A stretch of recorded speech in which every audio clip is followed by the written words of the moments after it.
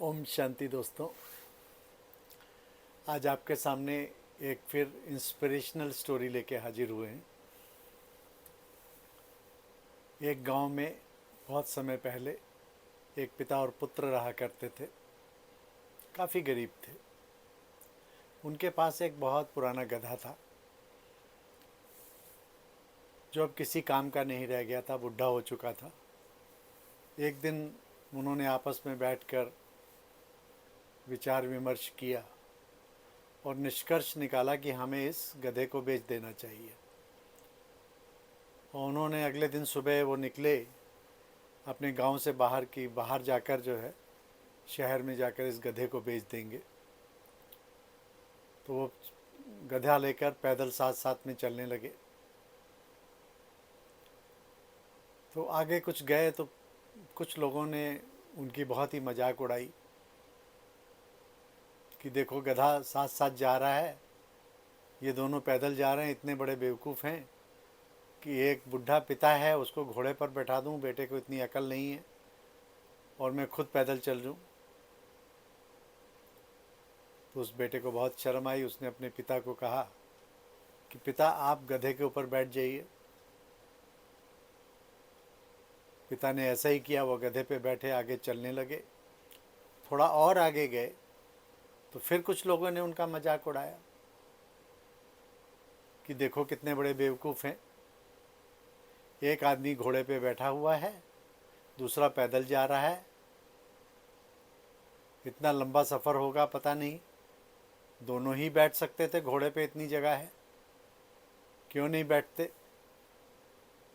तो उसे बेटे को बात समझ में आई, नहीं ठीक कहते हैं कि मुझे उस गधे पे बैठ जाना चाहिए। वो उस गधे पे वो भी बैठ गया।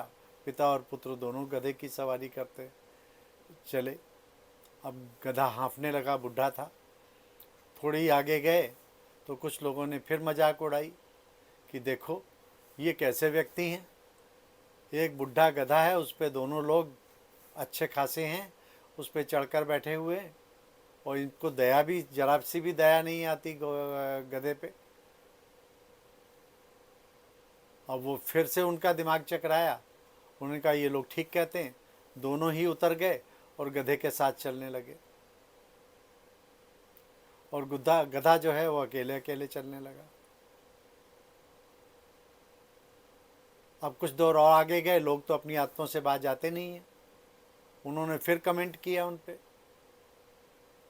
कि देखो ये गधा इतना बुढ़ा हो गया है और ये लोग उसके पीछे पीछे चल रहे हैं और गधा इनको खींच के ले जा रहा है। इनको गधे पे जरा सी भी तरस नहीं आता, जरा भी दया नहीं आती। अब दोनों पिता पुत्र बड़े ही परेशान हो गए। उनको अब समझ में नहीं आ रहा था कि हम क्या करें। तो दोनों ही बड़े ही कंफ्यूज स्टेट में थे। दोस्तों इस कहानी से हमें क्या प्रेरणा मिलती है। हम जीवन में कोई भी कार्य करते हैं, हमें लोग किसी भी तरीके से जीने नहीं देते। हर आदमी के पास आपके लिए एक एडवाइस है। आप कोई भी कार्य करेंगे उसको लोग कहेंगे कि ये गलत है, इसको ऐसे नहीं ऐसे करो।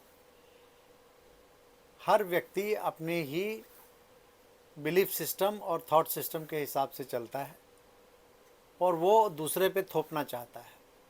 परंतु जीवन दोस्तों ऐसे नहीं चलता। हमें अगर जीवन में कोई निर्णय लेना है, कोई कार्य करना है, तो हमें अपना बिलीफ सिस्टम के हिसाब से चलना पड़ेगा। अगर हम हर चलते फिरते व्यक्ति की सलाह मानेंगे, हर व्यक्ति के थॉट सिस्टम के हिसाब से चलेंगे, हर व्यक्ति दूसरे व्यक्ति के बिलीफ सिस्टम से चलेंगे, तो हमारा अपना बिलीफ सिस्टम शटर हो जाएगा।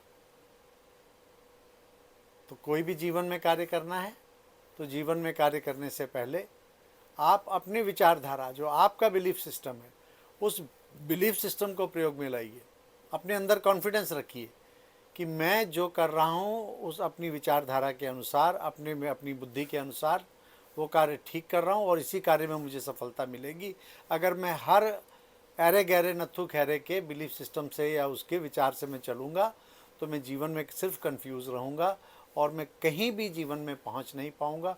मुझे असफलता के अलावा कहीं भी सफलता तो हाथ लगने वाली है ही नहीं। अच्छा दोस्तों, ओम शांति।